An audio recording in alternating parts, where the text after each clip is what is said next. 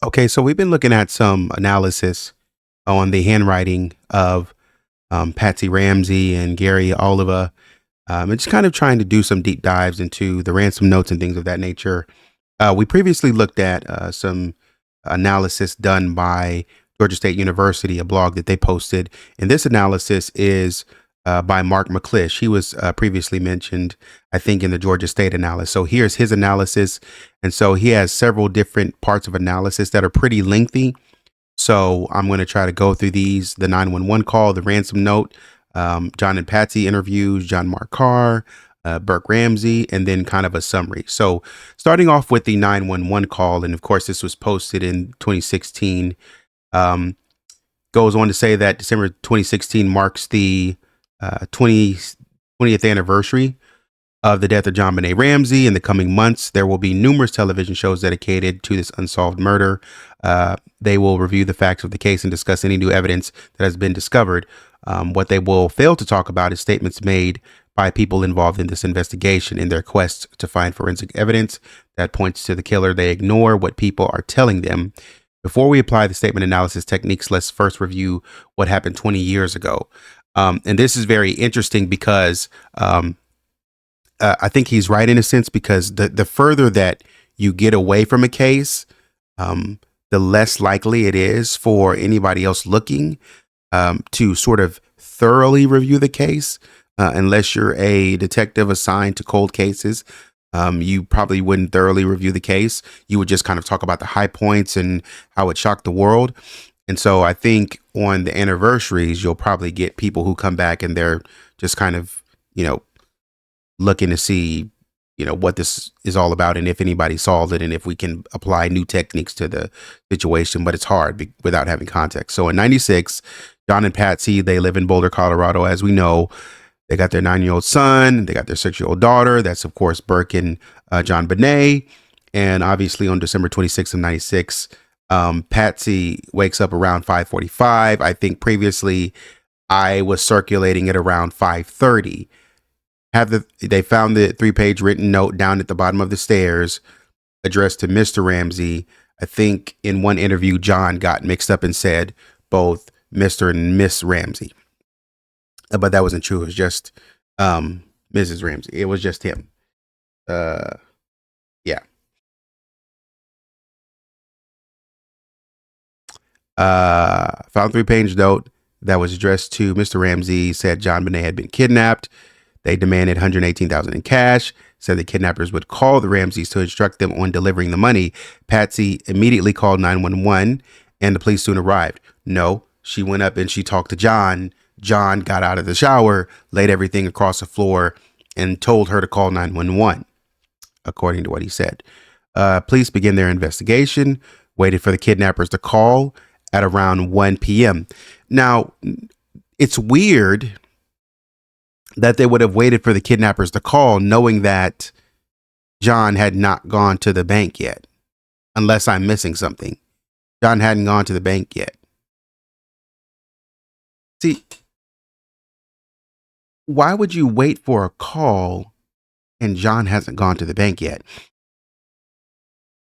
And we know that from previous analysis that they said they were supposed to show deference to the Ramseys because they were influential and they were wealthy. But the letter said, go to the bank, we're monitoring you.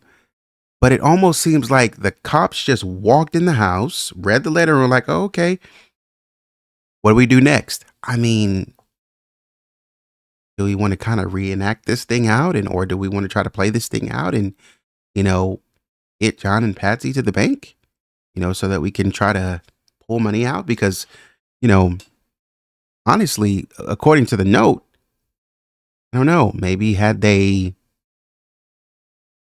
just done what the note had said, they wouldn't be in that position. They would have probably gotten JonBenét back, according to the note, if the note was real. So, Patsy calls 911. The police do their investigation. At around 1 p.m., investigators asked John and one of his friends to check the house to see if anything was missing or out of place. I thought this was closer to 8 a.m. I didn't know it was 1 p.m. I thought it was 8 a.m. Well, maybe it was 8 a.m. for the initial. Well, I don't know, because they said the cops showed up at around 6:30. Maybe if the friends they called, so they were on the phone.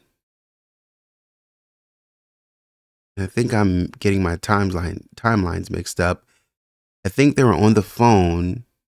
Patsy's up at 5:45, and I think she was immediately on the phone with the cops. And then after the cops, after she got off the phone with the cops, she immediately called her friends. And so her friends and the cops showed up. And I thought the first officer on the scene tried to check out the place. Now, it's a huge place. First of all, there should not be one cop clearing that house. Number one. Second of all, everybody should have gotten out of the house. I don't know how they stayed in that house, which is now supposed to be labeled a crime scene. That is blowing my mind. But the investigators asked John and Patsy John Ramsey and one of his friends to check out the house to see if anything was missing. And John obliged. And then he turned around and tried to blame the police department for, doing a terrible job. You aided in doing a terrible job. You knew you weren't supposed to be in there. Two men started their search in the basement, and this is where John found his daughter. JonBenét's wrists were tied above her head. A piece of duct tape was covering her mouth. Cord was wrapped around her neck. John Ramsey quickly carried his daughter upstairs, and EMS was called, but it was too late. She had already been dead for several hours. I'd like to get a time estimate on the time that she was dead, like a really good ballpark. If that was 1 p.m., she had been dead for several hours. What's the ballpark? What's the, give me a time frame. So we know that Patsy called. We have a kidnapping. Somebody left a note. My daughter's gone. She was 6. I just found a note. I don't know who wrote it. So on and so forth.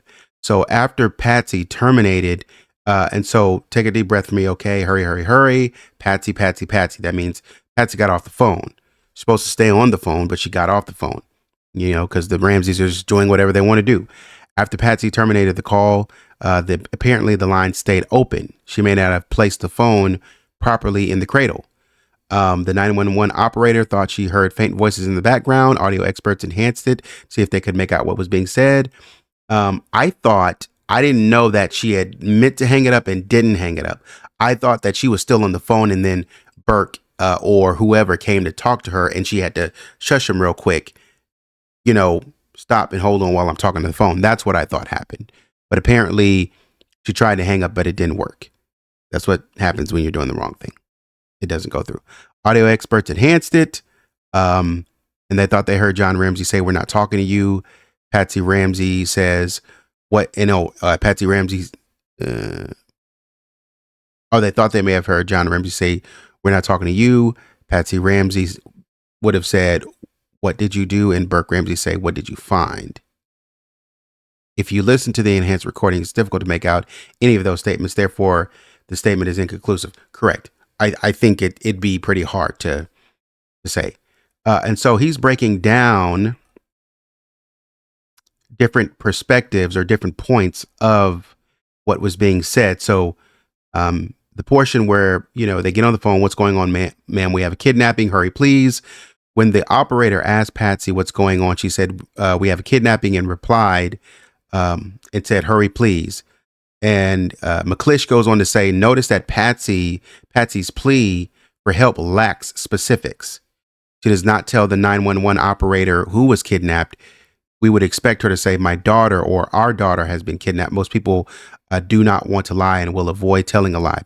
When people do decide to lie, they will often not tell a direct lie. They will often soften the lie, saying, 'My daughter has been kidnapped,' may be a direct lie. Or saying 'My daughter has been kidnapped' may be a direct lie. Saying 'We have a kidnapping' may be a lie that lacks specifics. The word 'please' appears to be too polite. She does use it 8 times in the 911 call. There is a chance she is not being polite, but is using this word to add emphasis to the fact that she needs help. When I was reading the note, I also noticed that the note was not focused. I think I talked about that in a previous video. That note was not focused on anything. You know what I mean? Like that, it's just, what the heck is this? Like, John, you serve the country, or your business is great, but the country is not. And then cut to, we have your daughter. Wait, how did these things connect? Like, what's got to do with what? Is John being punished for having a daughter? Is John being punished for having a business? Do you just want the daughter and don't really care about John's business? What's going on here? And so we see more consistency of the lack of focus and the lack of direction in the letter in the phone call as well. So there's a lack of consistency there as well. And so they probably wrote the letter and then jumped up on the phone. But I wonder though, when that, and that's why I say I need to understand when that killing took place, and were John and Patsy asleep when the killing took place? Because if you wait to call at 5:45 or 6 o'clock in the morning, why did you wait? And you said you put her to bed at 9:30. You probably got in bed and you were asleep around 10:30, maybe 11. So 11 till 5:45, what was happening? That's where I'm lost at. So somewhere in there, if we're assuming that Patsy and John are covering up something, when exactly did you find out that your daughter was dead? That's what we need a timeline on. It's so vague. But it also and this is why I'm saying it's difficult to really nail down a timeline, because that's what they're telling you. They're saying we by the time we came home from a friend's house, we just laid her right in bed. But in similar cases, like the Summer Wells case, some individuals note that Summer was in, when her grandmother talks about them going down to the lake, going and running some errands and then going down to the lake and then on the way back from the lake. And I wondered to myself, and as many of you guys did Summer ever make it back to the house from the lake? Did Summer drown in the lake? And so we're wondering, did JonBenét actually make it back to the house in one piece? And if she did, at one point in time in the night, did something happen? Because we don't know the timeline. We're just going off the timeline that they told us. And so Patsy here is trying to manufacture something according to experts. 911 says, and because she doesn't say who's been kidnapped, she just said, we have a kidnapping. It's so rehearsed.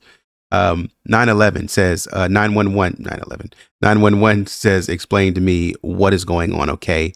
Patsy comes back and says, there's a note and our daughter is gone. We have what?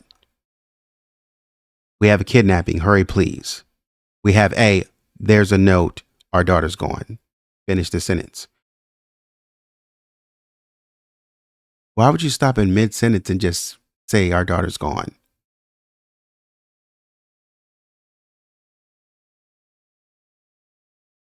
That's what's confusing me.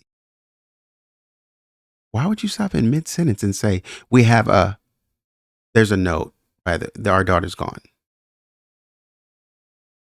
Okay. At this point, the operator only knows that there's been a kidnapping. She does not know who's been kidnapped. She asks, can you explain what's going on? We have a note that's left. My daughter's gone. Patsy's unfinished sentence. I see. We have it appears she was going to repeat what she told 911 before in her previous statement. We have a kidnapping. However, this time she could not make that statement. Perhaps she could not lie twice. And that's what I was saying when we talk about the handwritten letter. She said there's a note left. She referred to the 3-page handwritten letter as a note. We will see it. We will see if her personal dictionary remains consistent.